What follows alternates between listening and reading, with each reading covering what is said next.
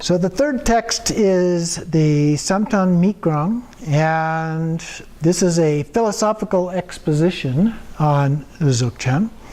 It is attributed to Nubchen Sangye Yeshe, and he is often considered to be one of the 25 disciples of Padmasambhava.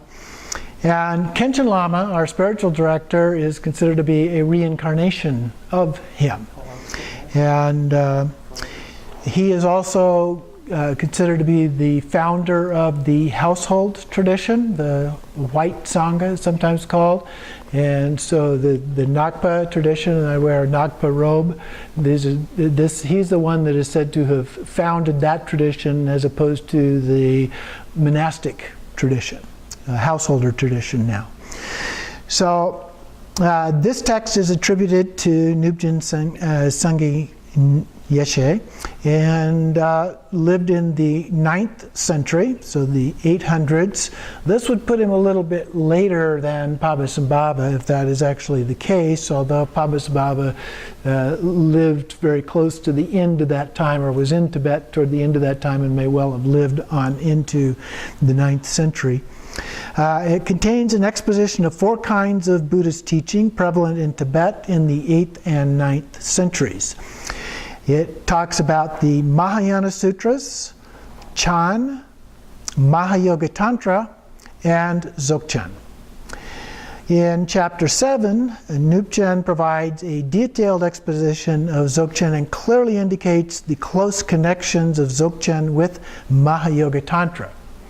So there's a very strong connection there.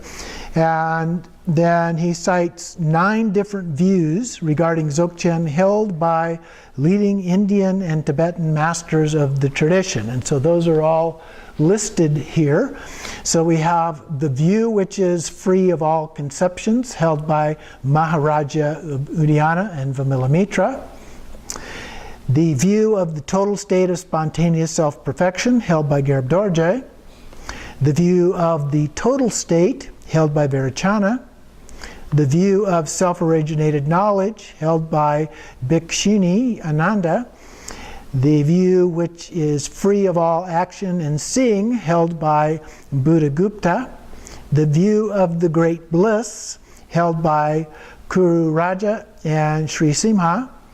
The view of non-duality in accordance with the higher Mahayoga, held by Manjushri Mitra. The view of single total sphere, held by Rajahasta, and the view of the natural base of all phenomena, which exists just as it is, held by Gerab Dorje, King Dahinatalo of Udayana, and Nubchen Sangye Yeshe.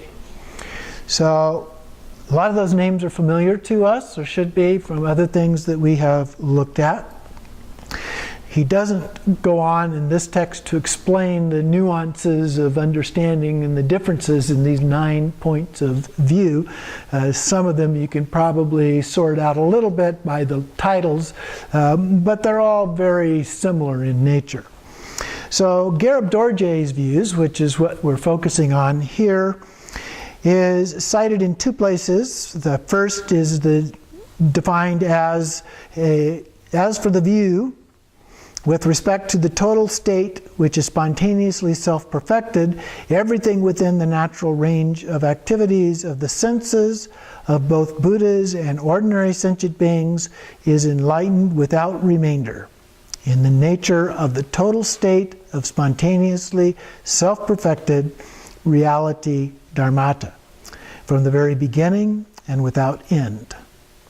A fairly long statement there. The second view attributed to Gerab Dorje is described as the view regarding the natural base of all phenomena, which exists just as it is. And this is said to be especially unmistaken view, because the suchness of all things is inexpressible in speech and unadulterated by anything else. It is Ati Yoga, the great perfection. So now back to our critic Karme, asserts that this represents a product of the 10th century and he also questions the authorship of Nupchen. However, Nyingma tradition generally places Nupchen in the 9th century, making him contemporary of the anti-Buddhist king Lang Dharma, who ascended to the throne in around 836 CE after his brother Rapchen was murdered or assassinated. Some later sources also place him in the 8th century and make him a disciple of Guru Padmasambhava. So that's what I was referring to earlier. He's often considered to be one of the 25 disciples of Padmasambhava. The author identifies himself as Nuban. This is most likely Nupchen Sangye. Some critics accuse Nupchen of actually composing Nyingma texts himself and then passing them as translations of Indian originals. As this never happened. It probably did happen. There's pretty good evidence that that happened quite a bit, actually. So it's possible that he was among those who did that, but it's also possible that he didn't do that. Most of that happening actually happened at a little bit later time, so if he did it, he was one of the earlier people to have done that kind of thing.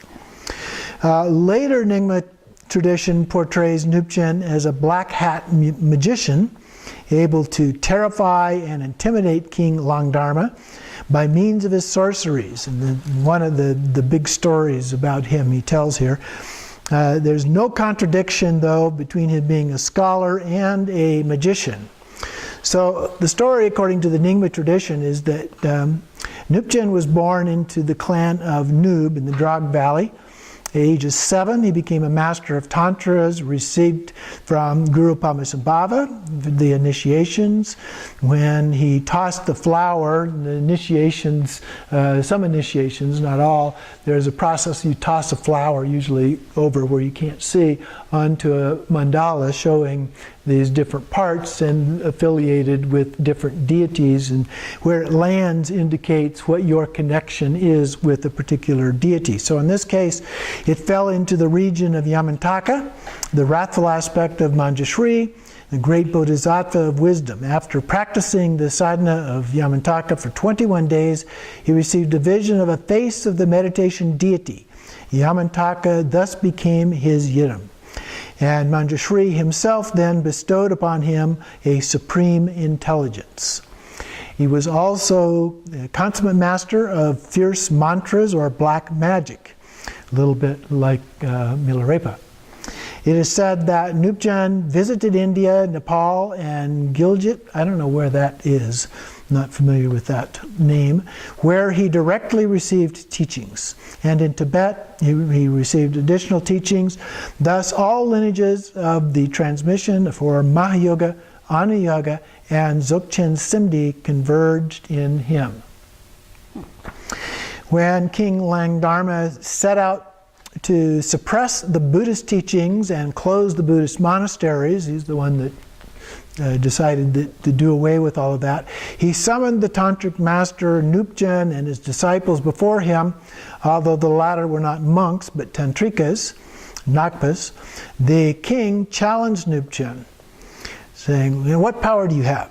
And so he raised his right hand above his head in a threatening gesture. That's this gesture with the two fingers, like the Texas horn, kind of like that. A threatening gesture.